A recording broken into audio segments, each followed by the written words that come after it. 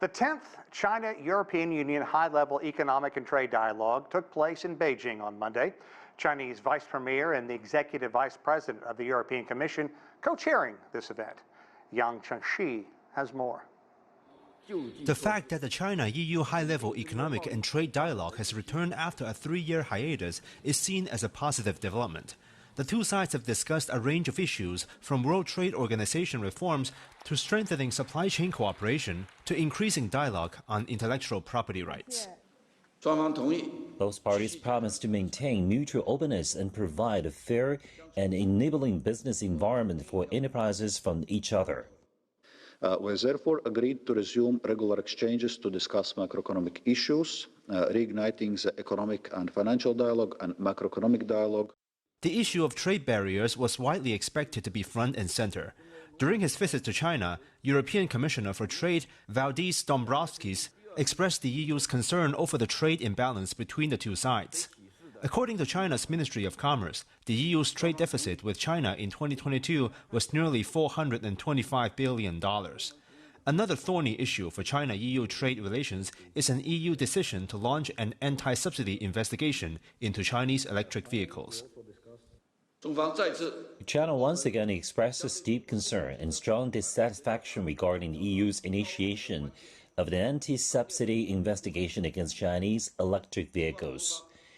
China hopes that all parties involved would exercise caution, continue to maintain a market that is free and open, which would benefit European consumers, promote green and low-carbon development in Europe, and contribute to global climate change cooperation. Maintaining a healthy trade and investment relationship between China and the EU is hugely important for the economies of both sides. Last year, China and the EU were each other's second-largest trading partners, and investments in China from France and Germany has continued to grow during the first 7 months this year. Yang Chengxi, CGTN, Beijing. Electric cars are increasingly popular across Europe, but EU-made vehicles are not always affordable. That is where the EVs from China come in, often at a much better price. From Munich, Natalie Carney takes a look at the role Chinese EVs are playing in the European market. BYD, Great Wall Motors, NIO, iWays. EVs carrying Chinese brands on their grills are no stranger to European streets. Yet there may be some roadblocks up ahead.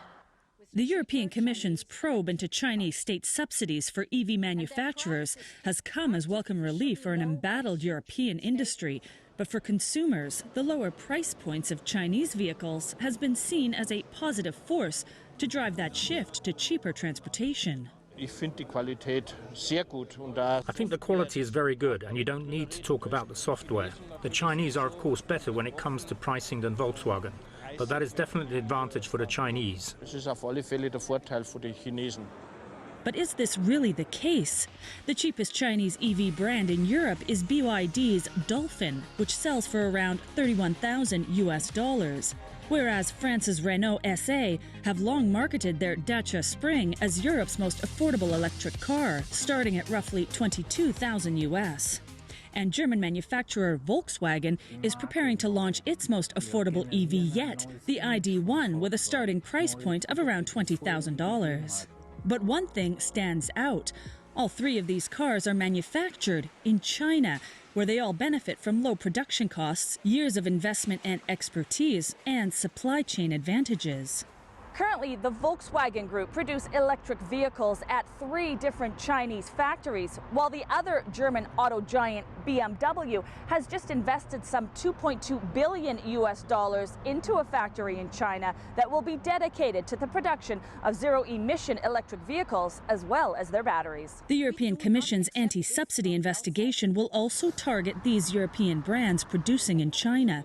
However, when it comes to popularity, long-standing European brands are still coming out on top in the EV market. Research by the European Automotive Manufacturers Association shows that not even 4% of electric car sales in the EU last year were Chinese brands, such as iWays, but that number is growing.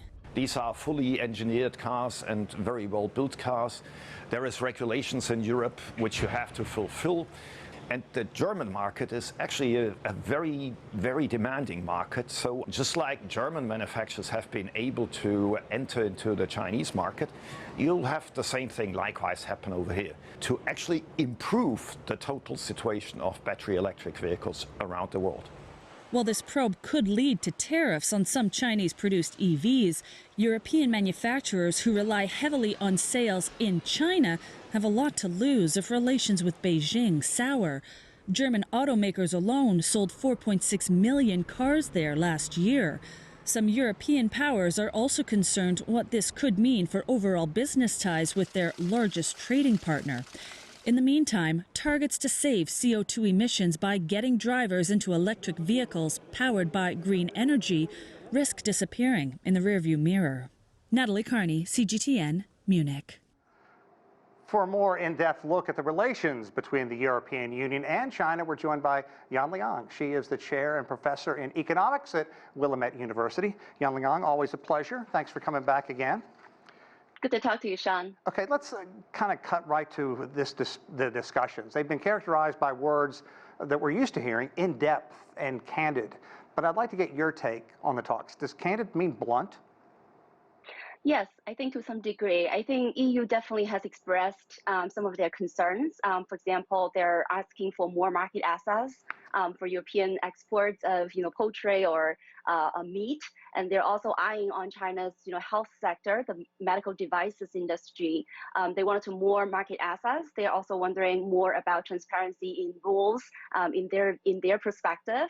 But most importantly, I think they're really worried about China's competitiveness in selling EVs in the European markets. So they're going to probe into the sort of anti-subsidies investigation.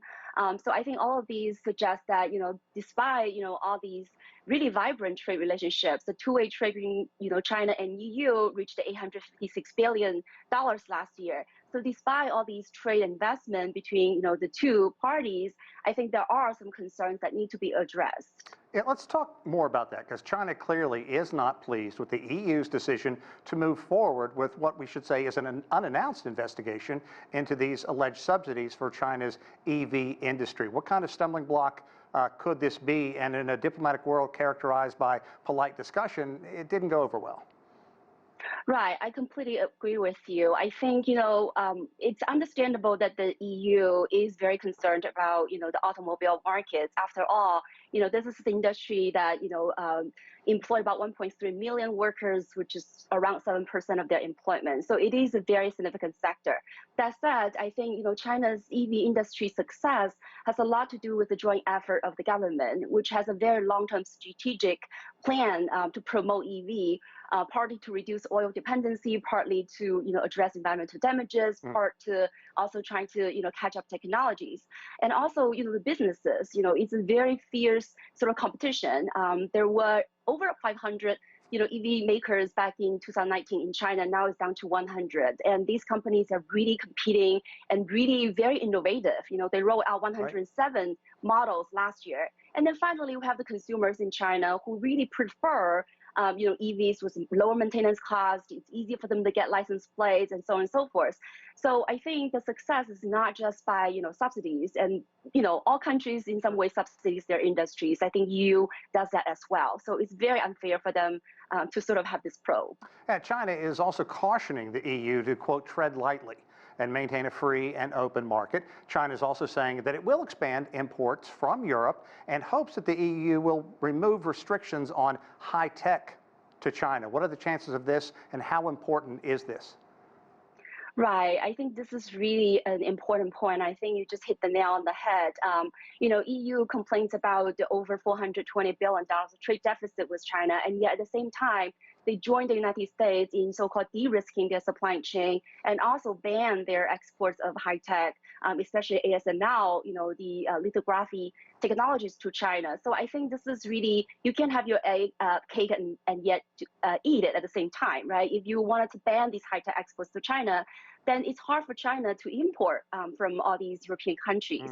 So I think it really, EU needs to really be strategic and think about what is for their best, sort of economic interests. And I think work with China. I think they do talk about many areas of cooperation in AI, in green transition, in digital technologies.